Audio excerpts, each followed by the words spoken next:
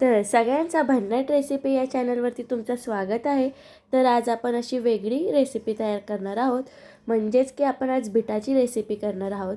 Bit असं सहसा कोणी खात नाही, पण ही रेसिपी केल्यानंतर ना बीट खूप जण लहान मोठे आवडीने खातील अशी ही रेसिपी आपण तयार करणार आहोत। तर सगळ्यात आधी मी इथं बीट घेतलेत, 3 बीटं घेतलेत। तर त्याचं आपल्याला साल काढून घ्यायचं आहे।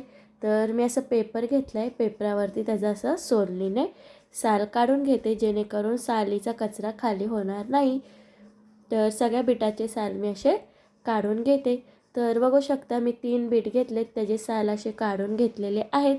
तर बघू शकता बीटाचा कलर किती छान असा हाताला लागला आहे। तर आता आपल्याला हे बीट किसून घ्यायचं आहे। तर रक्तवाढीसाठी बीट खूपच छान आहे, खूप उपयुक्त आहे। पण बीट असं सहसा कोणी खात नाही, म्हणून ही रेसिपी तयार करत आहे। तुम्ही लहान मुलांना किंवा रक्त ज्याला कमी आहे त्याला तुम्ही ही रेसिपी आवडीने देऊ शकता। तर त्याच्यासाठी मी इथं 1 वाटी बीट किसून घेतले, म्हणजे 3 बीट आपले किसून घेतले। तसेच अर्धी वाटी ओलं खोबरं किसून घेतले। जेवढं बीट घेतले तेवढंच तुम्ही खोबरं पण घेऊ शकता। पाऊण वाटी तूप आणि 1 वाटी काळा गूळ घेतला आहे, तो असा गूळ मी कट करून घेतलेला आहे। तर आता आपण रेसिपीला सुरुवात करायची आहे। तर बघू शकता इथं मी कढई घेतली आहे। तर कढई गरम झाल्यानंतर ना याच्यामध्ये मी तूप टाकून घेते। तर गाईचं साजूक तूप घेतलं आहे, पाऊण वाटी तूप आपण ह्याला वापरणार आहोत। तर हे तूप मी याच्यामध्ये टाकून घेते। तर सगळे पदार्थ छान असे आहेत, एकही पदार्थ असा नाही आहे की तो केमिकलचा असेल। तूप, गूळ, बीट आणि ओलं खोबरं। तर तसंच आता तूप गरम झाल्यानंतर ना ह्याच्यामध्ये मी किसलेलं बीट टाकून घेते। बीट टाकल्यानंतर ना आपलं ओलं खोबरंसुद्धा मी इथं किसून घेतलं आहे, ते सुद्धा टाकून घेते। जेवढं बीट घेतलं आहे तेवढंच तुम्ही खोबऱ्याचा किससुद्धा घेऊ शकता। पण मी इथं 1च वाटी ओलं खोबऱ्याचा किस घेतलेला आहे आणि 1 मोठी वाटी बीट किसून घेतले, म्हणजेच 3 बीट मी इथं किसून घेतले। तर आता हे छानपैकी मिक्स करून घेते।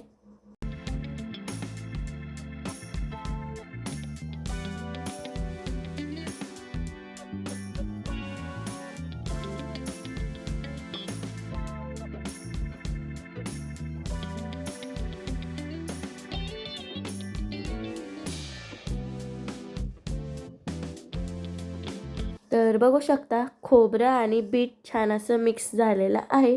खोबऱ्याचा कलर थोडासा असा पांढरा दिसतोय आणि बीट लालसर दिसतंय। तर जोपर्यंत खोबऱ्याचा पांढरा कलर जात नाही तोपर्यंत आपल्याला हे परतून घ्यायचं आहे। तसंच आता इथं 1 वाटी मी गूळ घेतला होता, कापून काळा गूळ घेतला आहे, तो म्हणजे जुना गूळ आहे। तर तो गूळ टाकून मी हे पण एकदा छान असं मिक्स करून घेते। तर गुळाला पाणी सुटतं, आपल्याला ह्याच्यात पाणी वगैरे टाकायचं नाही आहे, कारण की मी बीटाची बर्फी तयार करणार आहोत। तर बर्फी जास्त दिवस टिकण्यासाठी आपल्याला ह्याच्यात पाण्याचा वापर करायचा नाही आहे। तर बघू शकता गूळ मिक्स केल्यानंतर ना गुळाला किती पाणी सुटलेलं आहे। तर जे हे पाणी सुटलं आहे त्याच पाण्यात आपल्याला ही बर्फीचं तर ह्याच पाण्यात आपल्याला हे सगळं शिजवून घ्यायचं आहे। बीट, ओलं खोबरं छानपैकी याला शिजवून घ्यायचं आहे। जोपर्यंत हे पाणी आटत नाही तोपर्यंत आपल्याला हे मिक्स करत राहून पाणी सगळं आटून द्यायचं आहे। तर एक 5 ते 10 मिनटं लागतात। जेवढं तुम्ही हे पाणी आटवताल तेवढी आपली बर्फी चांगली होईल आणि बर्फी खराब होणार नाही। पूर्ण आठवडा छान अशी फ्रेश अशी ही बर्फी राहील। तर सगळ्यात भारी रेसिपी आहे, तुम्ही नक्कीच ही रेसिपी ट्राय करा। लहान मुलांना रक्तवाढीसाठी खूप छान अशी ही रेसिपी आहे।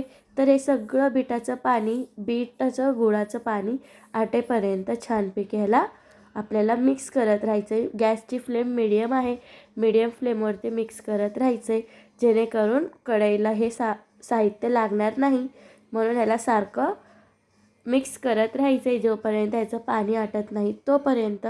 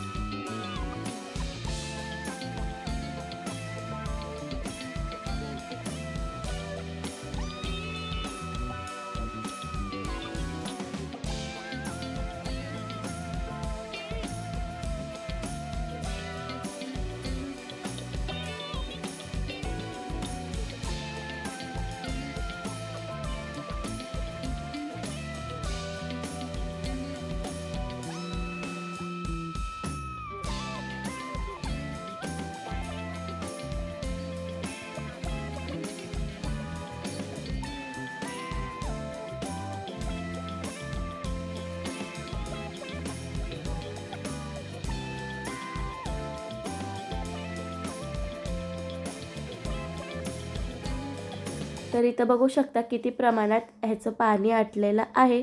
तर छान असं जर पाणी आटलं तरी पण थोडंफार पाणी आहेच, तर हे सुद्धा आपल्याला पूर्ण आटवून घ्यायचं आहे. तर बघू शकता जो खोबऱ्याचा कलर पांढरा असा दिसत होता तो सुद्धा आता दिसत नाही आहे. मस्तपैकी हे परतून झालं आहे. पण हे पाणी आपल्याला आटेपर्यंत परत मिक्स करतच परतून घ्यायचं आहे.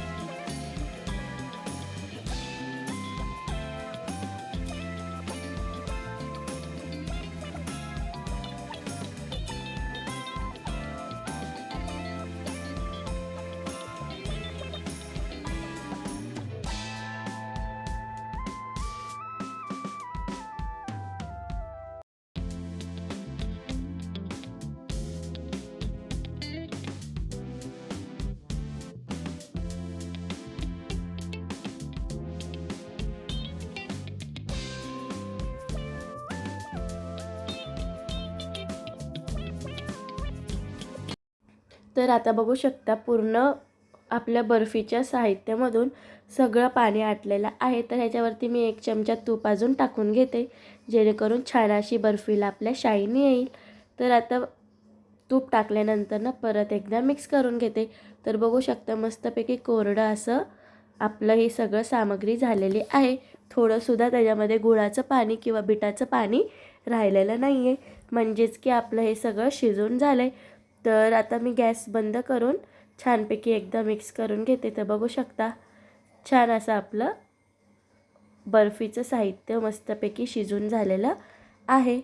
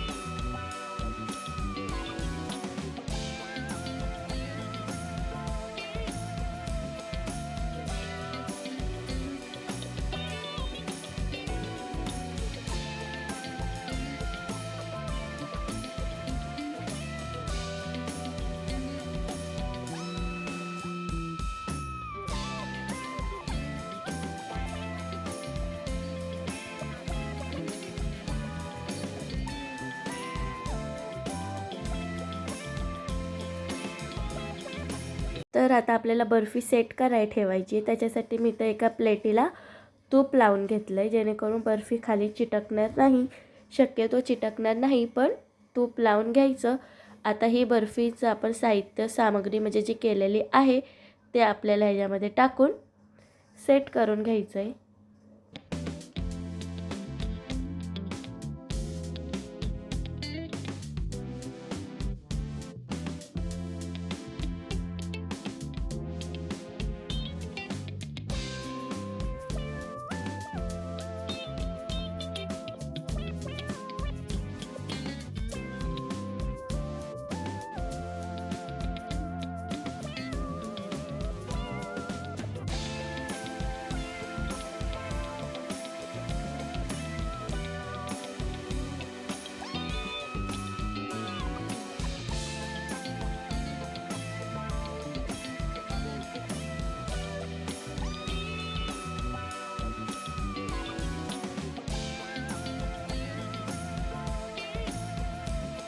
तर इथं मी पेला घेतला आहे, पेलेला खाली तूप लावून घेतलं आहे जेणेकरून छान असं बर्फी मस्त सेट होईल।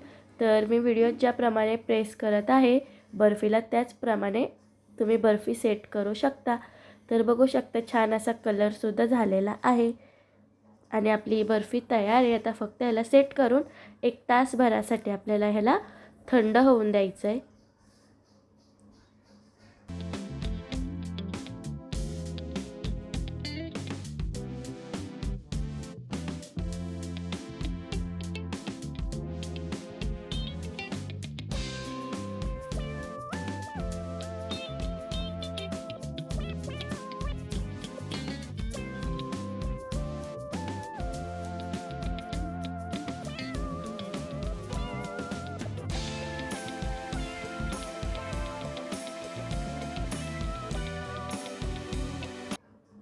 तसंच इथं बघू शकता मी काजू तुकडे करून घेतले, ते काजू ह्याच्यावर टाकून घेते। काजू तसंच विलायची पावडर ह्याच्यावर टाकून घेते आणि आपली ही बर्फी तयार झालेली आहे।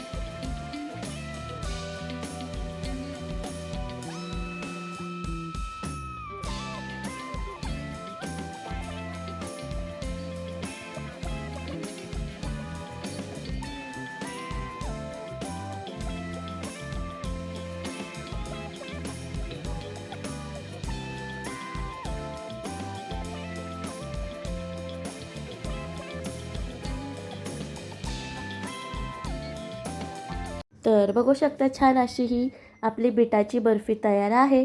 जर तुम्हाला ही रेसिपी आवडली तर नक्कीच व्हिडिओला लाईक करा आणि चॅनलला सबस्क्राईब करायला विसरू नका।